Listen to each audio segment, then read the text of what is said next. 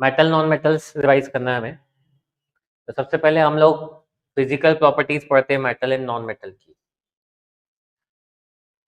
First point देखें हम लोग, metals are lustrous, shining surface होता है। लेकिन नॉन मेटल की बात करें तो इनमें शाइनिंग सरफेस नहीं होते हैं एक्सेप्ट आयोडीन। तो अब एग्जाम में पूछने वाली चीज क्या होती है, जो एक्सेप्शंस हैं। फालतू चीजें लर्न करने से अच्छा है हम क्या लर्न करेंगे, just exceptions. Hardness, metals are generally hard. अब इनमें फिर एक्सेप्शन, तो sodium, lithium, potassium which are soft and can be easily cut with the help of knife. And non-metals generally soft except diamond, which is the hardest natural substance. State की बात करें तो metals are generally are solid in nature except mercury that exists as liquid. Non-metal solid gases के form में exist करते हैं accept bromine, जो किस फॉर्म में एग्जिस्ट करता है, लिक्विड फॉर्म में। Malleability, metals can be beaten into thin sheets, जैसे कि gold, silver, aluminium. Aluminium sheet देखी है हमने, चॉकलेट पे होती है, या फिर हम फूड रैप करने के लिए भी यूज करते हैं। Non metals are non malleable, they are brittle. मतलब अगर हमने उसको हैमर किया तो पाउडर फॉर्म में कन्वर्ट हो जाते हैं, लाइक ग्रेफाइट देखा है तुमने। Ductile, metals can be drawn into thin wires but non metals are non ductile. अब ये जो जो एक्सेप्शन बताए मैंने वो सभी इंपॉर्टेंट एक्सेप्शन है, तो एग्जाम में जनरली 1-1 मार्क में इनके एक्सेप्शंस पूछे जाते हैं। Metals are good conductor of heat and electricity. Non metals are poor conductors of heat and electricity except graphite. Graphite electricity conduct करता है, तो एक्सेप्शन में क्या आता है इसके, ग्रेफाइट। डेंसिटी देखें तो मेटल की डेंसिटी हाई होती है एक्सेप्ट सोडियम एंड पोटेशियम, जबकि नॉन मेटल्स की डेंसिटी लो होती है, मेल्टिंग पॉइंट भी लो होता है। सोनोरस मतलब मेटल साउंड प्रोड्यूस करते हैं, जब कॉइन जैसे गिरता है तो कॉइन की आवाज आती है हमें, तो मेटल जो होते हैं वो सोनोरस होते हैं, जबकि नॉन मेटल क्या होते हैं, नॉन सोनोरस। ऑक्साइड्स की बात करें, वैसे तो ये केमिकल प्रॉपर्टीज में पढ़ेंगे हम लोग, कि मेटल के ऑक्साइड्स जो होते हैं all are basic in nature but non metallic oxides are acidic in nature. तो ये एक और एक्सेप्शन हमने देखा कि कंडक्टर की बात करें तो all the non metals are poor conductor of heat and electricity except graphite. अब आते हैं हम केमिकल प्रॉपर्टी। सबसे ज्यादा इंपॉर्टेंट यही चीजें हैं जो हमें लर्न करना है। तो केमिकल प्रॉपर्टी में सबसे पहले हम मेटल को रिएक्ट करवाते हैं ऑक्सीजन से। तो metal plus O2 gives metal oxide and metal oxides are basic in nature. तो मेटल ऑक्साइड मिले, और मेटल ऑक्साइड कैसे नेचर के हैं क्या बताया मैंने, बेसिक इन नेचर। यानी अगर हम लिटमस सॉल्यूशन डालें, लिटमस सॉल्यूशन में डालें तो ये रेड लिटमस को किस में बदल देंगे, blue litmus. Like copper oxide, aluminium oxide. अब ये एल्यूमिनियम ऑक्साइड और जिंक ऑक्साइड जो है ना वो एम्फोटेरिक नेचर के हैं। इनको क्या बोला जाता है, एम्फोटेरिक नेचर। मतलब ये दोनों कैरेक्टर शो करेंगे, acidic as well as basic. Aluminium oxide और जिंक ऑक्साइड एम्फोटेरिक नेचर के हैं। ये कुछ मेटल्स है तो इजीली रिएक्ट कर रहे हैं ऑक्सीजन के साथ, लेकिन ऐसा जरूरी नहीं कि हर मेटल ऑक्सीजन के साथ इसी तरह से रिएक्ट करे। Different metals show different reactivity towards O2। Sodium potassium बहुत विगरसली रिएक्ट करते हैं ऑक्सीजन के साथ, इसलिए इनको ओपन एयर में नहीं रख सकते, इनको किस में रखा जाता है, केरोसिन में रखा जाता है। Surface of magnesium, aluminium, zinc and lead are covered with thin layer of oxide. हमने एक एक्सपेरिमेंट देखा था जिसमें मैग्नीशियम को बर्न करने से पहले उसको क्लीन किया जाता है यूजिंग एमरी पेपर और क्या बोलते हैं हम, सैंड पेपर। क्यों करते हैं? क्योंकि मैग्नीशियम के सरफेस पे ऑक्साइड्स की लेयर बन जाती है. Fe does not burn on heating, but iron filings burn vigorously. Copper does not burn, but is coated with black copper oxide. तो ये लर्न करके रखना है, कॉपर के ऊपर जो ब्लैक कलर की लेयर होती है वो किसकी होती है? कॉपर ऑक्साइड की. और सिल्वर, गोल्ड और सिल्वर ऑक्सीजन से रिएक्ट नहीं करते हैं. कुछ ऑक्साइड्स एम्फोटेरिक नेचर के होते हैं.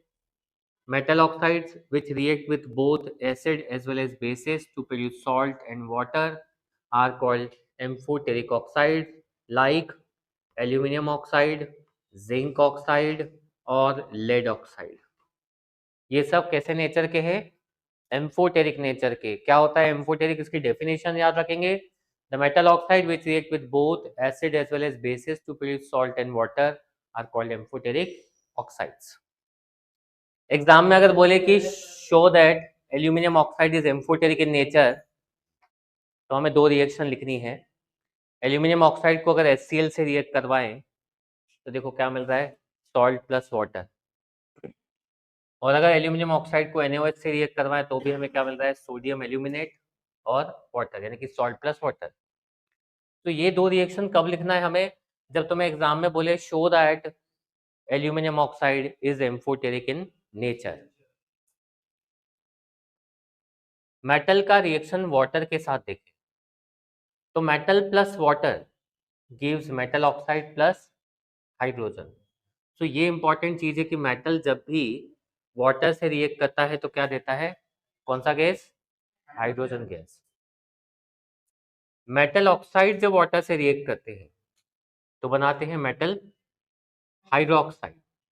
लाइक Mg प्लस H2O से हमें हाइड्रोजन गैस मिली. लेकिन अगर MgO को वाटर में डाल दें तो क्या बना लेगा? Magnesium hydroxide. तो जैसा हमने देखा कि मेटल प्लस ऑक्सीजन से मेटल ऑक्साइड बनता है, वैसे ही मेटल प्लस वाटर से भी क्या बन रहा है? Metal oxide. लेकिन एक्स्ट्रा गैस मिल रही है हमें. कौन सी गैस निकलती है उसमें? Hydrogen gas. Sodium and potassium react vigorously with water. Magnesium react with hot water. तो क्या बनाएगा इस तरह से? Magnesium hydroxide plus hydrogen. Aluminium and zinc react with steam to produce metal oxide and hydrogen gas. हमने देखा magnesium किसके साथ रिएक्ट करता है? हॉट वाटर से. एल्यूमिनियम जिंक स्टीम के साथ. Metal like silver, gold, copper and lead do not react with water. तो अब यहाँ इंपॉर्टेंट पॉइंट नोट करने वाले क्या है कि मैग्नीशियम हॉट वाटर से रिएक्ट करता है. एल्यूमिनियम, जिंक और आयरन भी किसके साथ रिएक्ट करता है? बहुत बार स्टीम के साथ. आयरन आयरन जो होता है ना वो कोल्ड वाटर के साथ भी रिएक्ट करता है, लेकिन स्टीम के साथ बहुत फास्ट रिएक्ट करता है. And metal like silver, gold, copper and lead do not react with water.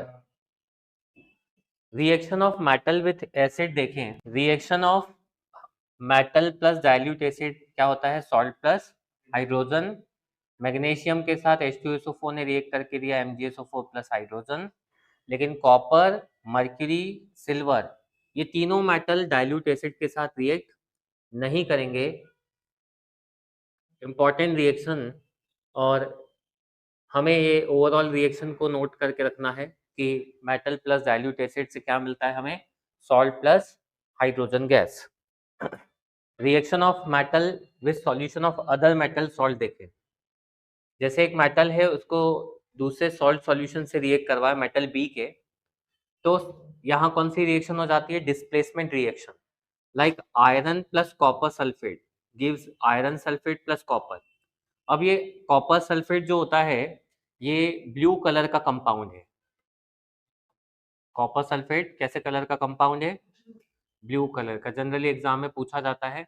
A blue colour compound reacts with another element and forms a green colour compound. तो ये लाइट ग्रीन कलर का FeSO4 बन जाता है blue colour से. और ये reaction कौन सी रिएक्शन बोली जाती है? Displacement reaction. क्लियर है? अब इसके लिए हमें याद होना चाहिए कि रिएक्टिविटी सीरीज क्या होती है. रिएक्टिविटी सीरीज में जो मोर रिएक्टिव मेटल है वो लेस रिएक्टिव मेटल को क्या कर देता है? डिस्प्लेस कर देता है. तो नेक्स्ट हमारे पास में यही है रिएक्टिविटी सीरीज. तो रिएक्टिविटी सीरीज इस तरह से होती है हमारे पास, जिसमें पोटेशियम, सोडियम, बेरियम, कैल्शियम। अब बेरियम कैल्शियम हम लर्न नहीं करेंगे, हमारे एनसीईआरटी में जो है वो sodium, potassium, magnesium, aluminium, zinc, iron, lead, hydrogen, copper, mercury, silver, gold and last platinum आता है। मतलब मोस्ट रिएक्टिव एलिमेंट कौन सा है? पोटेशियम है, और लीस्ट रिएक्टिव एलिमेंट कौन सा है? प्लेटिनम है। तो हमें ना ये रिएक्टिविटी सीरीज को लर्न करना पड़ेगा, और इसके लिए मैंने तुम लोगों को पहले ही सिखाया था कैसे लर्न करना है। ठीक है, कैल्शियम, ठीक है, कैल्शियम ले लो। तो ये रिएक्टिविटी सीरीज को लर्न करना सिखाया, वैसे लर्न कर लेना। वो यूट्यूब पे शॉर्ट मिल जाएगा इसका, जो कैसे लर्न करना है इसको। अब भाई मेटल के हमने कितने रिएक्शन देखे? पहले हमने देखा metal plus oxygen, like Mg plus O2 gives MgO, metal oxide. And क्या बताया, मेटल ऑक्साइड कैसे नेचर का होता है? बेसिक नेचर का। एक्सेप्शन में क्या है? Except aluminium oxide, zinc oxide, जो कैसे नेचर के हैं? एम्फोटेरिक नेचर के। मेटल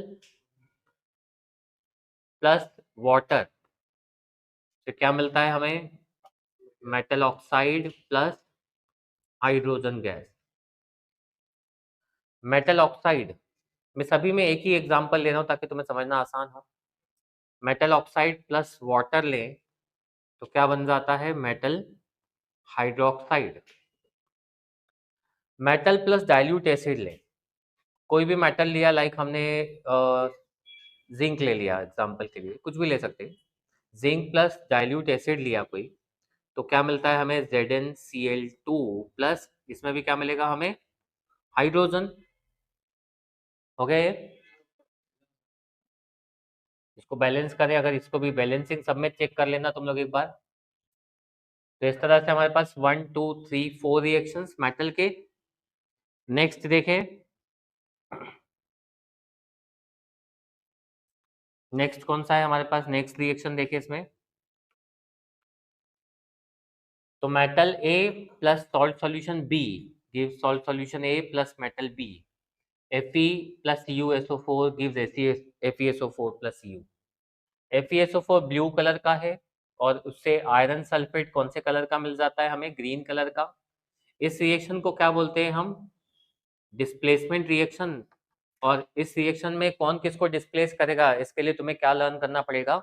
रिएक्टिविटी सीरीज लर्न करनी पड़ेगी। जैसे हमने देखा अभी, मेटल एसिड के साथ रिएक्ट करके क्या देता है? Salt plus hydrogen. लेकिन अगर हमने HNO3 यूज किया तो HNO3 जो होता है वो एक्सेप्शन में आता है, यानी कि nitric acid. Nitric acid metal के साथ H2 नहीं देगा, H2O देगा, मतलब वाटर देगा, क्योंकि नाइट्रिक एसिड कैसा है? स्ट्रॉन्ग ऑक्सीडाइजिंग एजेंट है। तो जैसे ही हाइड्रोजन बनता है वो उसको ऑक्सीडाइज करके वाटर में बदल देता है। बट उसमें एक्सेप्शन है, मैग्नीज और मैग्नीशियम। मैग्नीज और मैग्नीशियम HNO3 के साथ भी हाइड्रोजन ही देते हैं। ठीक है, बाकी सब मेटल HNO3 के साथ क्या देते हैं? वाटर देते हैं। नॉन मेटल को जब हम ऑक्सीजन से रिएक्ट करवाते हैं तो ये भी ऑक्साइड्स बनाते हैं, बट नॉन मेटल के ऑक्साइड जो होते हैं वो एसिडिक ऑक्साइड्स होते हैं, like C+O2 gives CO2। Water के साथ अगर हम इनका रिएक्शन देखें तो non metal do not react with water because they do not release any electron. Reaction with dilute acid, no reaction. Reaction with salt solution देखें तो more reactive non metal will displace the less reactive non metal, मतलब ये reaction हो सकता है। Chlorine के साथ अगर नॉन मेटल का रिएक्शन देखें तो ये क्लोराइड्स बनाते हैं। हाइड्रोजन के साथ नॉन मेटल का रिएक्शन देखें तो हाइड्राइड्स बनाते हैं। अब जैसे हमने देखा कि HNO3 होता है, HCl होता है, H2SO4 होते हैं, सब मिनरल एसिड्स हैं, लेकिन कोई भी एसिड सिल्वर और गोल्ड को डिसॉल्व नहीं कर सकता है। तो इससे भी स्ट्रॉन्ग एसिड हमने बनाया, दैट इज एक्वा रीजिया। ये एक्वा रीजिया में क्या होता है? मिक्सचर है HCl एंड HNO3, दोनों ही concentrated in the ratio of 3:1। 3 part HCl, 1 part HNO3। It can dissolve gold and platinum also. Aqua regia is a strong oxidizing agent due to the formation of NOCl, nitrosyl chloride, and chlorine produced by reaction of two acids. This is not important. Important part क्या है तुमसे पूछा जाएगा, what is aqua regia? Aqua regia क्या होता है? It is a mixture of concentrated HCl and concentrated HNO3 in the ratio of 3:1. Reaction between metals and non-metals में हमने क्या देखा? Reactivity of an element is the tendency to attain completely filled valence shell. कोई भी element react क्यों कर रहा है? क्योंकि उसको वैलेंस शेल को क्या करना है? फिल करना है. Atom of metals can lose electrons from valence shell to form cations, जबकि नॉन मेटल के एटम जो होंगे इलेक्ट्रॉन गेन करके क्या बनाएंगे? एनायंस. और अपोजिट चार्ज क्या करते हैं? एक दूसरे को अट्रैक्ट करते हैं, इसलिए बॉन्ड्स फॉर्म करते हैं. मेटल और नॉन मेटल के बीच में जो बॉन्ड बनता है that is known as ionic bond. For example हमने सोडियम लिया जिसका इलेक्ट्रॉनिक कॉन्फ़िगरेशन 281 होता है. अगर सोडियम एक इलेक्ट्रॉन लूज कर दे तो क्या बन जाएगा? नोबल गैस कॉन्फ़िगरेशन अचीव कर लेगा, और इस तरह से इसने क्या फॉर्म कर लिया? कैटायन. ऐसे ही क्लोरीन 287 अगर एक इलेक्ट्रॉन गेन कर ले तो एनायन फॉर्म कर लेगा और नोबल गैस कॉन्फ़िगरेशन भी अचीव कर लेगा. एंड जब ये दोनों रिएक्ट करेंगे तो अपोजिट चार्ज है इसलिए एक दूसरे को अट्रैक्ट करेंगे. सोडियम अपना एक इलेक्ट्रॉन किसको देगा? क्लोरीन को. यहाँ क्या हुआ? Transfer of electron, and these types of bonds are known as ionic और इलेक्ट्रोवेलेंट बॉन्ड. ये बहुत स्ट्रॉन्ग बॉन्ड होते हैं जो किसके बीच में बनते हैं? एक मेटल और दूसरा नॉन मेटल. यानी एक इलेक्ट्रॉन लूज करेगा, दूसरा इलेक्ट्रॉन गेन करेगा. यानी कैटायन के फॉर्म में हम बात करें तो ऐसे एलिमेंट होंगे जिनके लास्ट शेल में 1, 2 या 3 इलेक्ट्रॉन्स होंगे, और एनायन के फॉर्म में बात करें तो उनसे ज्यादा वाले इलेक्ट्रॉन्स वाले वो एनायन के फॉर्म में आएंगे. तो आयोनिक कंपाउंड मैंने बताया कब बनते हैं? जब ट्रांसफर ऑफ इलेक्ट्रॉन्स होता है from metal to non metal. इन्हीं को आयोनिक कंपाउंड या क्या बोलते हैं हम? Electrovalent compound. इनके फिजिकल नेचर की बात करें तो ये सॉलिड है एंड जनरली ब्रिटल. ब्रिटल मतलब जिनको इजीली हैमर से ब्रेक कर सके, पाउडर फॉर्म में लाया जा सके. हाई मेल्टिंग बॉइलिंग पॉइंट होते हैं इनके. मेल्टिंग पॉइंट, बॉइलिंग पॉइंट दोनों हाई. सॉल्युबिलिटी की बात करें तो सॉल्युबल इन वाटर है, but organic solvent kerosene, petrol में डिजोल्व नहीं होते हैं. हमने इसका एक एग्जांपल लिया था, मैंने तुमको एक एक्सपेरिमेंट करके बताया था. अल्कोहल में सॉल्ट डिजोल्व नहीं होता है क्योंकि सॉल्ट आयोनिक कंपाउंड है और आयोनिक कंपाउंड ऑर्गेनिक कंपाउंड में डिजोल्व नहीं होते हैं. इलेक्ट्रिसिटी की बात करें तो आयोनिक कंपाउंड मोल्टन स्टेट में और सॉल्यूशन स्टेट में इलेक्ट्रिसिटी कंडक्ट करते हैं, बट सॉलिड स्टेट में इलेक्ट्रिसिटी कंडक्ट नहीं करेंगे. ऐसा क्यों? क्योंकि मोल्टन स्टेट में आयंस फॉर्म होते हैं और आयंस ही क्या करते हैं? इलेक्ट्रिसिटी कंडक्ट करते हैं. अकरेंस ऑफ मेटल देखें, मेटलर्जी, तो दो टर्म आते हैं इसमें, मिनरल्स एंड ओर्स. हर वो सब्सटेंस जिससे हम लोग मेटल एक्सट्रैक्ट कर सकते हैं, naturally occurring substance from which metal can be extracted, और metal is a part of that substance is known as mineral. But from which the mineral from which the metal can be extracted easily is defined as ore. Actually, it should be economically, conveniently and profitably. तो जिस भी mineral से हम लोग metal को extract कर सकते हैं economically, profitably and conveniently is known as ore. यानी मिनरल तो बहुत सारे हैं, लेकिन उन मिनरल में से जिसमें से हम मेटल को इजीली निकाल पाएंगे उसी को हम क्या बोलेंगे? ओर. लाइक आयरन का, कॉपर का वो देखे क्यूपराइट, आयरन का वो देखे हेमेटाइट, तो ये कुछ और है. सल्फाइड में हम देखें तो गैलेना, पीबीएस, कॉपर ग्लैंस याद रखेंगे. सबसे ज्यादा सिनेबार पूछा जाता है एचजीएस. जिंक का ओ जिंक ब्लैंड, जिंक सल्फाइड. तो ये सब ओर्स है डिफरेंट. एल्यूमिनियम का और होता है बॉक्साइट, Al2O3.2H2O. मतलब एल्यूमिनियम इस कंपाउंड से एक्सट्रैक्ट किया जाता है. Now what are gangue? जब हम मिनरल्स या ओर्स को अर्थ से निकालते हैं तो उनमें बहुत सारी इम्प्योरिटीज होती है, तो वो जो भी इम्प्योरिटीज होती है these are known as gangue particles. So the ore mined from the earth crust contain a large number of impurities. These impurities are known as gangue. Now what is metallurgy? जैसा मैंने बताया हम लोगों ने ओर earth crust से निकाला और ओर में जो है बहुत सारी इम्प्योरिटीज है और मेटल के साथ साथ दूसरे एलिमेंट्स भी हैं। तो मिनरल ओर से मेटल को एक्सट्रैक्ट करने की जो प्रोसेस है that is known as metallurgy. The process of extracting metal in a pure form from its ore is known as metallurgy. There are 4 steps in the metallurgy. Number 1, concentration of ore. Number 2, conversion of ore into metal oxide. Reduction to free metal, that is third step. And fourth, refining. तो 4 steps है जहां पर ये complete होता है। पहले concentration और enrichment किया जाता है, which is also known as enrichment of ore. Concentration और enrichment.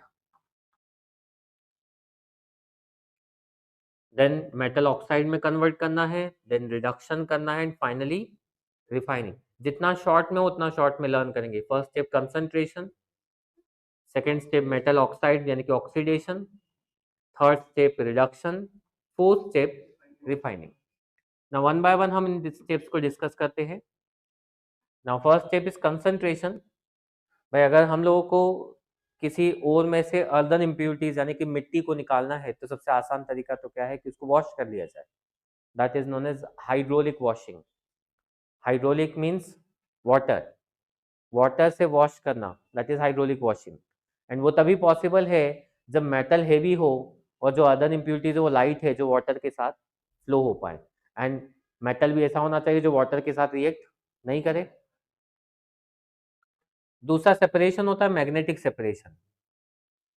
ऐसे ओर्स जिनमें आयरन होता है यानी कि जो मैग्नेट की तरफ अट्रैक्ट होते हैं, नॉट ओनली आयरन, मैग्नीज, और हम बात करें आयरन, निकल, कोबाल्ट, ये सब मैग्नेट से अट्रैक्ट होते हैं। तो ऐसे ओर्स को प्यूरिफाई करने के लिए हम लोग किसका यूज करते हैं? Magnetic separation.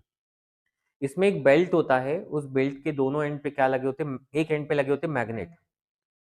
तो क्या होता है, जैसे उस पर ओर डाला जाता है तो मैग्नेट से अट्रैक्ट होकर ओर तो अलग गिरेगा लेकिन इम्प्योरिटी अलग गिर जाएगी बिकॉज ऑफ फोर्स। इम्प्योरिटी का ढेर अलग हो जाएगा और ओर का ढेर अलग हो जाएगा। इसी को क्या बोला है हमने? Magnetic separation. मतलब इंपॉर्टेंट कंडीशन ये है कि ये सेपरेशन लगाने के लिए ओर मैग्नेटिक होना कंपलसरी है। मतलब या तो ओर आयरन का होगा या मैग्नीज का या निकल का या फिर कोबाल्ट का, स्पेशली आयरन। आयरन और बोला मतलब वो कैसे सेपरेट होगा? Magnetic separation. नेक्स्ट आता है फ्लोट फ्लोटेशन प्रोसेस। ये बस सल्फाइड ओर में लगाई जाती है। कौन सा ore? Sulphide, lead sulphide, iron sulphide, समझ गए? जहां सल्फाइड आया, जिंक सल्फाइड, तो जो भी सल्फाइड ओर है उनमें हम क्या लगाते हैं? Float flotation. इसमें ओर को पाउडर बनाया जाता है सबसे पहले। उसको पाउडर फॉर्म में लेके और वाटर टैंक में डाल देते हैं, बड़े से वाटर टैंक में। एंड साथ में डाला जाता है pine oil. Pine oil, pine oil मतलब एक प्लांट से निकलता है, एक ऑयल जैसा सब्सटेंस है। जैसे तुमने व्हाइट फिनाइल देखा होगा तो white phenyl is also pine oil. तो वो पाइन ऑयल डालने के बाद उसमें एयर पास की जाती है, इससे फ्लोट बनता है, झाग बनता है। तो झाग के साथ और तो ऊपर आ जाता है लेकिन इम्प्यूरिटी कहाँ चली जाती है? नीचे सेटल डाउन हो जाती है। और कहाँ आ गया? ऊपर आ गया। इसलिए इस प्रोसेस को क्या बोला है? Float flotation process. कौन सा ऑयल यूज किया हमने यहाँ पर? Pine oil.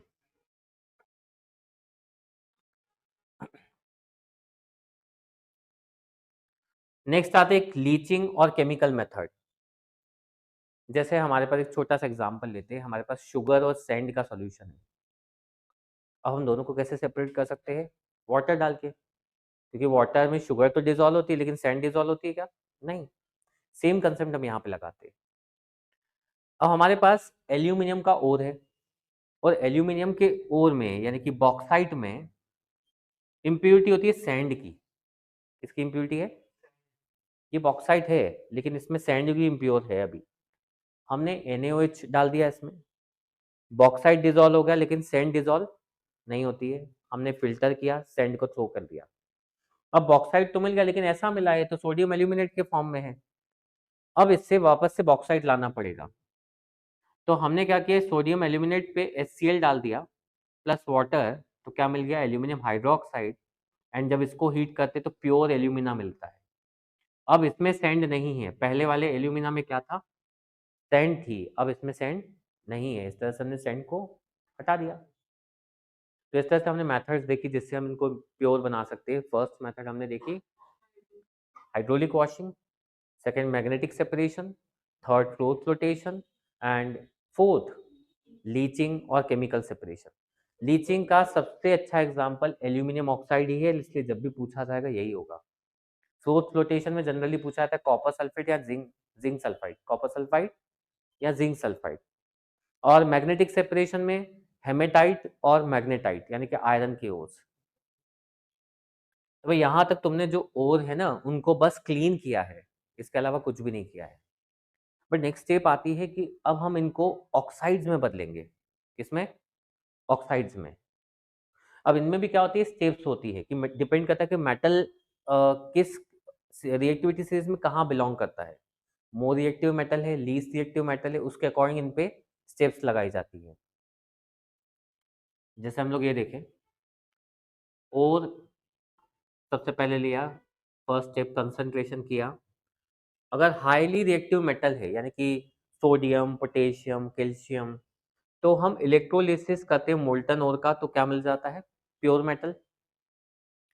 मेटल अगर रिएक्टिविटी सीरीज में मिड में लाई करता है, इट मे बी कार्बोनेट और सल्फाइड और।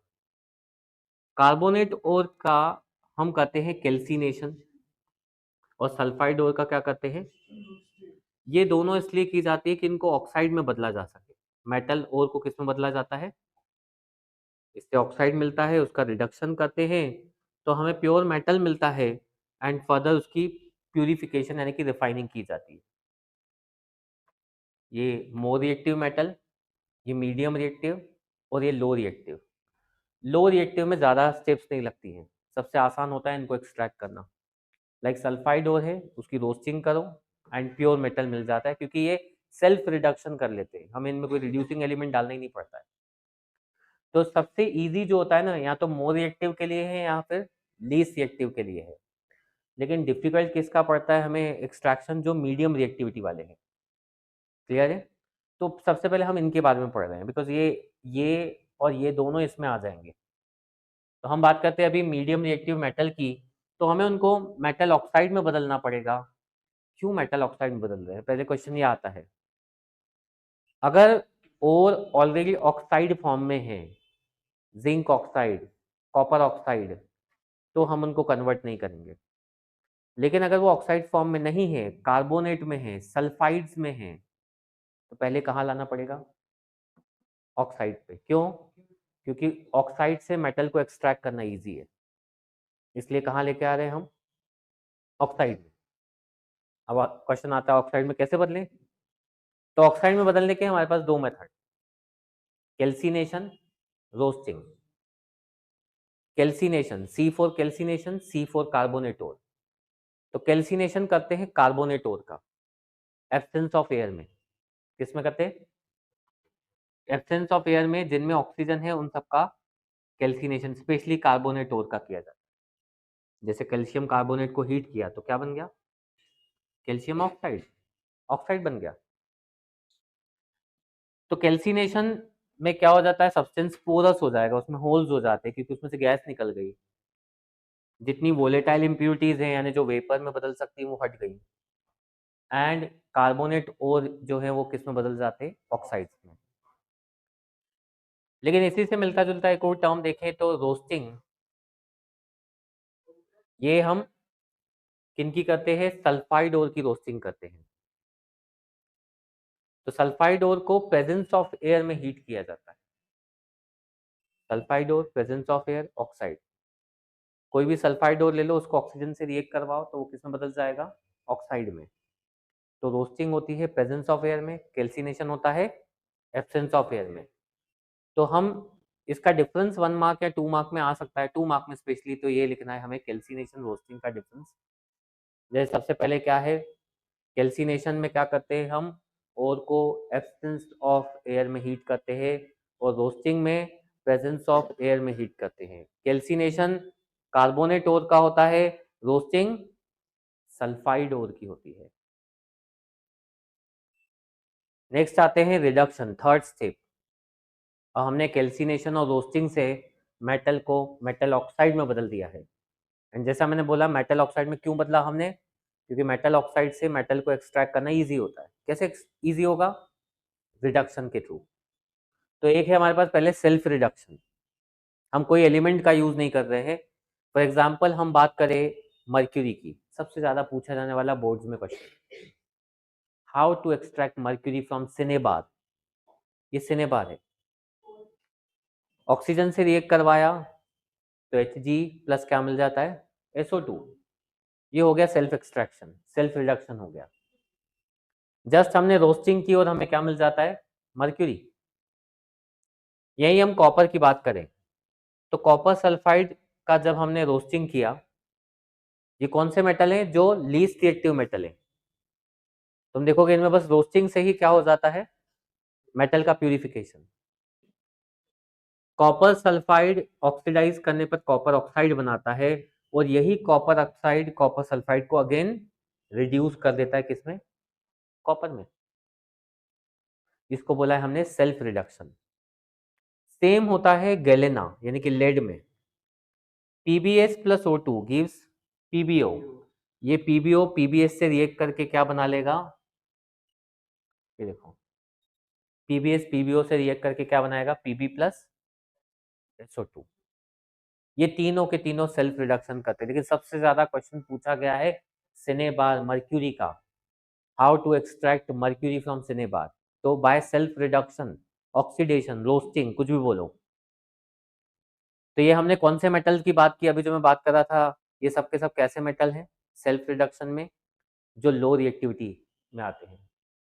मर्क्यूरी, कॉपर, लेड, ये लो रिएक्टिव मेटल्स है, लीस्ट रिएक्टिव मेटल्स। अब दूसरा तरीका होता है रिडक्शन का using carbon, which is known as smelting. Carbon use करते हैं।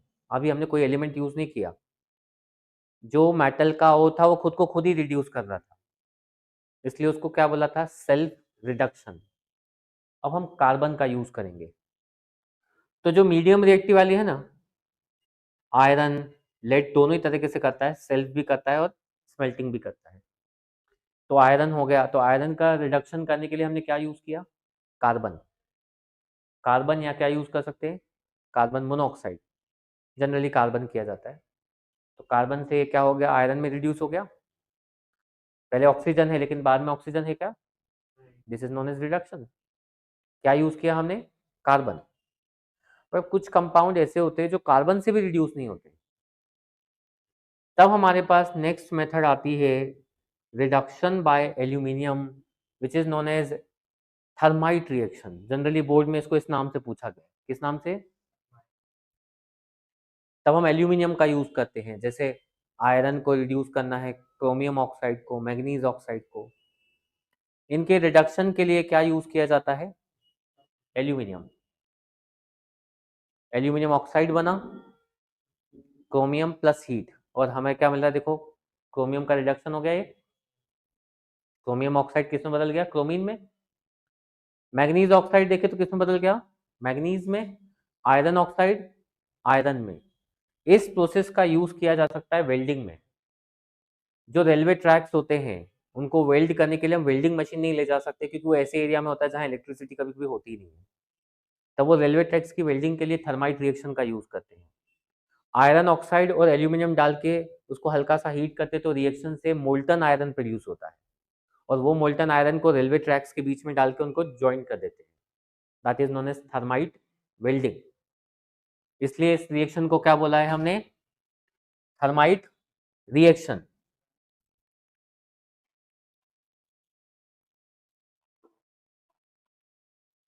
तो भाई यहां तक हमने क्या क्या पढ़ा,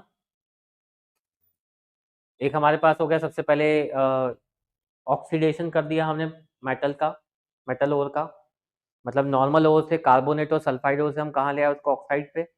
एंड ऑक्साइड का रिडक्शन किया कैसे हमने, फर्स्ट मेथड हमने लगाई सेल्फ रिडक्शन। वो किस में होगा, जो लो रिएक्टिविटी वाले मेटल्स है। जो मीडियम रिएक्टिव वाली है उनको कैसे किया जा सकता है, कार्बन का यूज करें या फिर एल्यूमिनियम का यूज करें। आयरन और एल्यूमिनियम की रिएक्शन को थर्माइट रिएक्शन बोला जाता है, याद रखेंगे इसको। आयरन और एल्यूमिनियम की रिएक्शन को क्या बोला है हमने, थर्माइट रिएक्शन। किस काम आती है ये, फॉर वेल्डिंग। किसकी वेल्डिंग करेंगे, रेलवे ट्रैक्स की। अब जो हाईली रिएक्टिव मेटल है, sodium, magnesium, calcium, aluminium even, उनका इलेक्ट्रोलिटिक रिडक्शन किया जाता है। जैसे कि एग्जांपल के लिए हमने NaCl को फ्यूज किया, मेल्ट किया। जब हम इसमें इलेक्ट्रिसिटी पास करेंगे तो Na प्लस और Cl माइनस बनेगा। कैथोड पे हमें सोडियम मिलेगा और एनोड पे क्लोरीन। लेकिन ये किन मेटल्स का करेंगे, जो हाईली रिएक्टिव मेटल्स हैं। जैसा अभी हमने देखा कौन कौन से मेटल्स जो हाईली रिएक्टिव मेटल्स हैं, उनका हम क्या करते हैं, electrolysis of molten ore. And low reactive वालों का मैंने बताया, सल्फाइड ओर, जिनमें सेल्फ रिडक्शन यानी कि रोस्टिंग हो जाता है। जो मीडियम होंगे, कार्बोनेट ओर होंगे तो कैल्सिनेशन करेंगे, सल्फाइड ओर होंगे तो रोस्टिंग करेंगे। देन ऑक्साइड का रिडक्शन करेंगे तो क्या मिलेगा हमें, प्योर मेटल।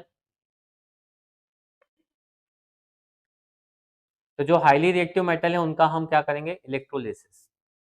जैसे एल्यूमिनियम ऑक्साइड का इलेक्ट्रोलिसिस किया जाता है, that process known as Hall's process, HALL, Hall's process. Magnesium ले लो, मैग्नीशियम का इलेक्ट्रोलिटिक रिफाइनिंग। एल्यूमिनियम का जैसे मैंने बताया क्या करते हैं, हॉल्स प्रोसेस। ना ये अपने कोर्स में नहीं है इसलिए हम नहीं पढ़ेंगे। नेक्स्ट आते हैं हम लोग रिफाइनिंग पे।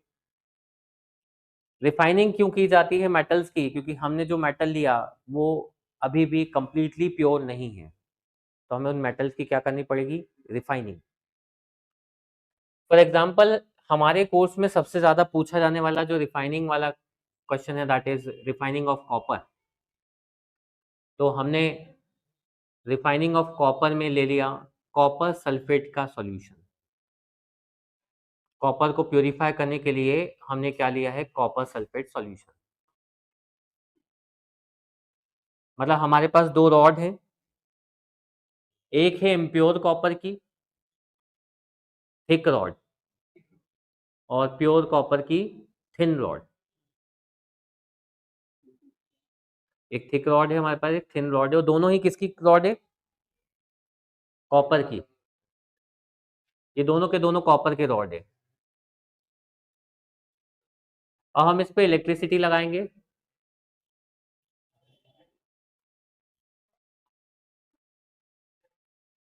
ठीक है, इलेक्ट्रिसिटी जैसे ही हम लगाते हैं तो यहाँ जो हमने कॉपर सल्फेट रखा है, कॉपर सल्फेट में हमने इलेक्ट्रिसिटी पास की तो Cu2+ और SO4 2- बनाएगा। ये पॉजिटिव है इसलिए कहाँ जाएगा, कैथोड पे, मतलब कि थिन रॉड पे। थिन रॉड पे ये वाला कॉपर कलेक्ट होता जाएगा। SO4 नेगेटिव है इसलिए कहाँ जाएगा, एनोड पे। अब एनोड पे इम्प्योर कॉपर है, तो ये इम्प्योर कॉपर अपने साथ लेके क्या बना लेगा वापस से, कॉपर सल्फेट जैसा था वैसा बन गया। मतलब इस तरह से प्रोसेस चलती रहेगी, ये रॉड थिन होती जाएगी, ये थिक होती जाएगी। एंड यहाँ पर इम्प्यूरिटीज कलेक्ट हो जाती है which is known as anode mud. क्या बोलते हैं हम इसको,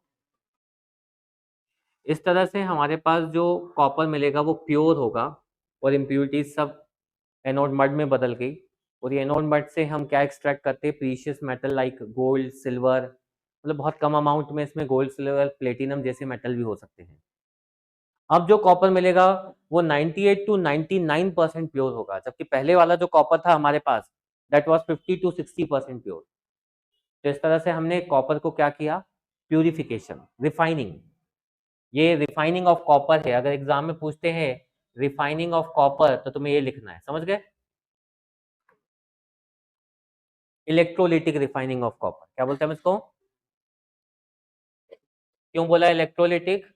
क्योंकि हमने इलेक्ट्रिसिटी का यूज किया, इलेक्ट्रोलिटिक रिफाइनिंग ऑफ कॉपर। तो यहाँ 4 स्टेप्स कंप्लीट हो जाते हैं। फर्स्ट स्टेप था हमारा कंसंट्रेशन ऑफ ओर, ठीक है। सेकंड स्टेप हमारा oxidation, oxidation of ore. Third step reduction, and fourth step हमारा रिफाइनिंग। करोजन क्या होता है ये समझना है हमें। जैसे मेटल जो होता है जब वो ऑक्सीजन के कांटेक्ट में आता है, गैसेस के कांटेक्ट में आता है या वाटर के कांटेक्ट में आता है मेटल, तो मेटल डिटोरिएट होना स्टार्ट होता है, मतलब मेटल डैमेज होना स्टार्ट होता है। That is known as corrosion. It is the deterioration of metal as a result of chemical reaction between it and surrounding environment. That means maybe oxygen, water or different chemicals. For example, जब silver जो है react करता है sulphur के साथ in air, तो वो silver sulphide की लेयर बना लेता है जो ब्लैक कलर की होती है। यानी अगर तुमसे एग्जाम में पूछा जाता है when silver is left open in air it forms a black color layer, what is that black color layer? तो black color layer किसकी है? Silver sulphide, Ag2S।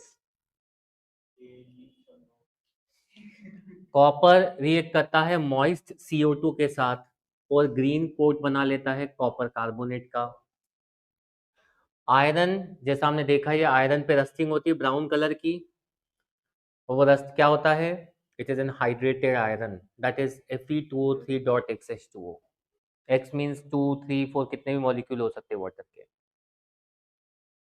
करोजन को प्रिवेंट करने के लिए है हमारे पास या तो हम पेंटिंग कर दें, ऑयलिंग, ग्रीसिंग, गेल्वेनाइजिंग मतलब जिंक की कोटिंग। आयरन के ऊपर Zn जिंक की कोटिंग को क्या बोलते हैं हम? गेल्वेनाइजेशन। या फिर दूसरा तरीका है कि हम मेटल को अलॉयज में बदल दें।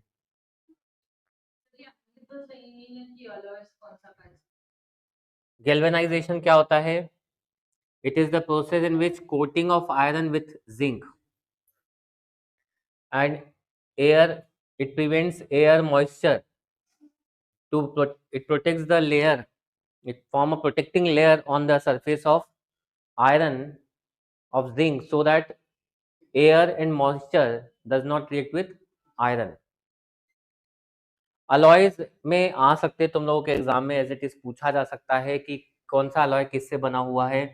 लाइक स्टेनलेस स्टील बना है आयरन निकल क्रोमियम से। यानी अलॉय एक्चुअली होता क्या है? होमोजीनियस मिक्सचर होता है मेटल्स का या फिर मेटल के साथ नॉन मेटल का। अभी ये जैसे दिख रहा है सब इनमें सभी मेटल है। ब्रास कॉपर और जिंक का अलॉय है, ब्रॉन्ज कॉपर एंड टिन का अलॉय है। जैसे पेपर में मैंने देखा सोल्डर का पूछा था, तो सोल्डर लेड और टिन का अलॉय है। सोल्डरिंग आयरन में जो सोल्डर यूज किया जाता है वो लेड और टिन का अलॉय है। गोल्ड की बात करें तो गोल्ड की भी अलॉइंग की जाती है क्योंकि सॉफ्ट गोल्ड जो होता है 24 कैरेट गोल्ड जो होता है बहुत सॉफ्ट है। उसको हार्ड बनाने के लिए 22, 23 या 18 कैरेट गोल्ड, 16 कैरेट गोल्ड ऐसा बनाया जाता है। प्योर गोल्ड मतलब 24 कैरेट, और 24 कैरेट में कोई भी इम्प्यूरिटी नहीं है। लेकिन अगर 22 कैरेट बोलता हूँ तो उसमें 22 पार्ट गोल्ड है and rest of the 2 part क्या है? इम्प्यूरिटी। अब वो इम्प्यूरिटी के फॉर्म में क्या डाला जाता है? इधर कॉपर और सिल्वर, कॉपर या फिर सिल्वर। तो इसी को क्या बोला जाता है? अलॉइंग। और अलॉइंग क्यों कर रहे हैं हम? To protect the metal from rusting. अब सबसे ज्यादा एक अलॉय के बारे में पूछा जाता है, व्हाट इज अमालगम। मर्क्यूरी का किसी भी मेटल के साथ अलॉय को क्या बोला जाता है? अमालगम। Sodium अमालगम, silver अमालगम। जैसे सोडियम अमालगम जो होता है वो डेंटिस्ट यूज करते हैं कैविटी फिल करने में। तो डेंटिस्ट जो होगा उसके पास कभी तुम लोग जाओगे तो वो एक पेस्ट जैसा बनाता है, और वो क्या होता है? एक्चुअली सोडियम अमालगम होता है। और देन वो क्या करता है? कैविटी को फिल करता है। ठीक है, तो यहाँ भाई हम लोगों का ये चैप्टर कंप्लीट हो जाता है। इसमें मेन पार्ट क्या है? एक तो रिएक्शंस आएंगी जो हमने रिएक्शंस पढ़ी डिफरेंट, और दूसरा क्या आ सकता है हमारे पास? मेटलर्जी। मेटलर्जी में भी मैंने बताया इंपॉर्टेंट जनरली क्या पूछा गया, सिनेबार सिनेबार बहुत बार पूछा गया, mercury, how to extract mercury from cinnabar.